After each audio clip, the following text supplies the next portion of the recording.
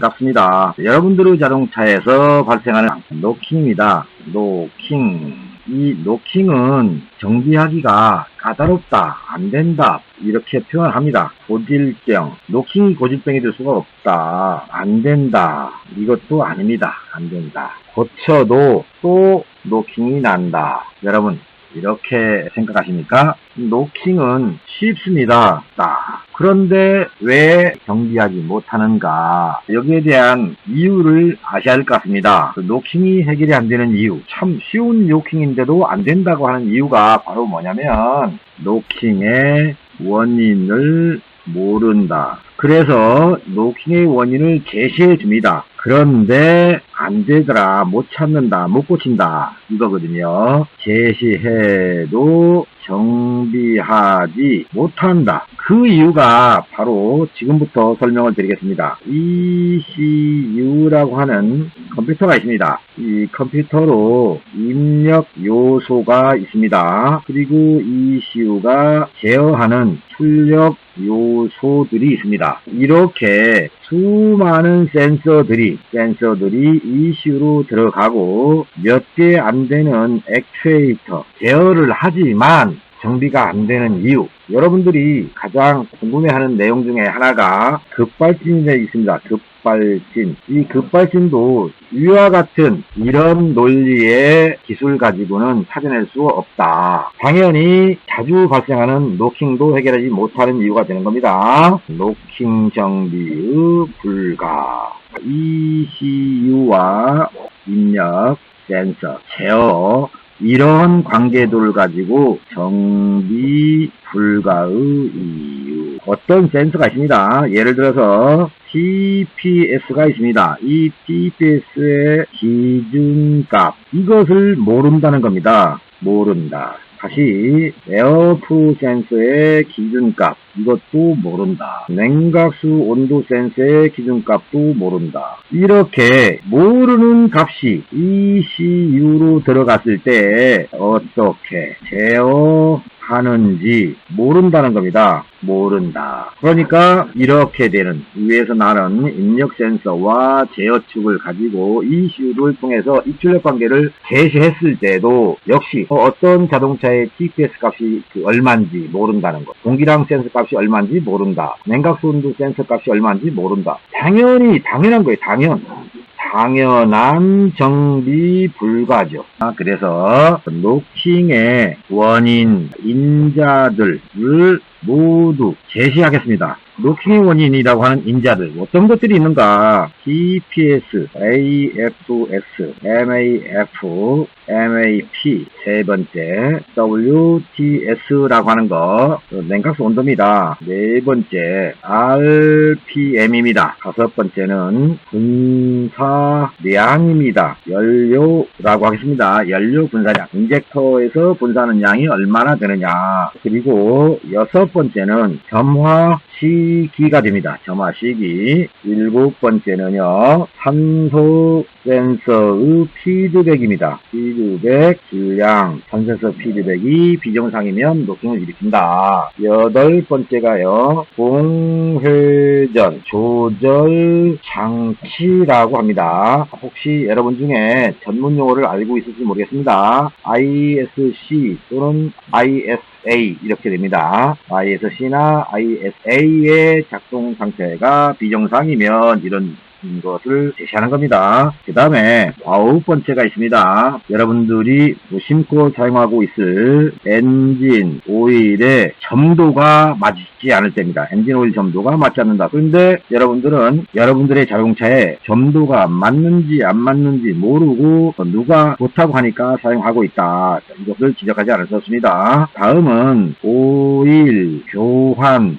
주기입니다. 엔진 오일 몇 킬로에 교환하십니까? 저는 이런 질문을 잘 안 합니다. 엔진 오일은 여러분들마다 교환 주기가 다릅니다. 일률적으로 5,000킬로에 교환해라, 10,000킬로에 교환해라, 이런 얘기는 못합니다. 그래서 엔진 오일 교환 주기는 여러분 개개인마다 다른데 여러분들은 똑같이 사용하고 있다. 이겁니다. 그리고 11번째가요. 배터리 전압입니다. 충전 전압. 배터리의 충전 전압이 불량이면 하는 겁니다. 12번째는요. 접지 전압입니다. 접지 전압이 비정상이면 이렇게 됩니다. 13번째는요. 에어컨 가스 주입 상태입니다. 무슨 말이냐. 에어컨을 켜면 노킹이 나는 자동차가 있죠. 근데 에어컨을 안 켜면 노킹이 안 난다. 그때는 관계없습니다. 다만 에어컨을 켰을 때 노킹이 난다 그러면 가스는 정상으로 주입되어 있느냐라고 하는 겁니다. 그리고 14번째, 에어컨을 켰을 때 노킹이 나는 자동차는 쿨링팬입니다. 쿨링팬은 불량. 잘 돌고 있기 때문에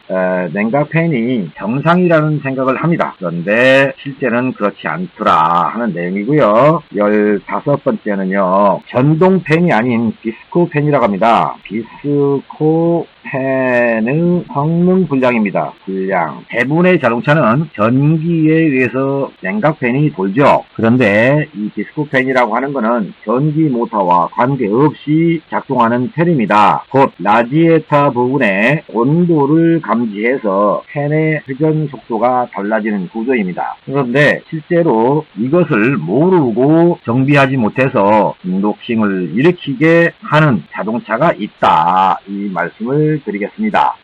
여러분들이 카프로 본 홈페이지를 찾아오셔서 많은 글을 읽고 계신데 노킹과 관련된 내용의 답변도 많이 보셨을 겁니다. 대부분의 경우 지금까지 나열해드린 항목들을 제시합니다. 그런데 이런 것을 정비사한테 보여주어도 정비사들은 이걸 보고 못 고친다. 무엇 때문에요? 바로 기준값이라고 그랬죠. 기준값. 얼마가 기준값인가. 이걸 모른다는 거죠. 그러니까 TPS의 기준값도 모른다. 공기량 센서, 또 냉각수 온도, RPM의 기준도 모른다. 연료 분사량의 기준도 모른다. 또 점화 시기가 어떻게 나와야 정상인지 모른다. 또 선센서 피드백 불량이라고 하는데 피드백 파형을 볼 줄 모르는 정비사도 많다. ISC 같은 경우는 교환하면 된다고 해요. 그런데 교환해도 안 되는 경우가 있죠. 바로 기준값을 모르기 때문에 교환을 하는 것이고요. 덕분에 부품 판매상에 이익을 남겨주는 그런 식으로 지금 진행되고 있다.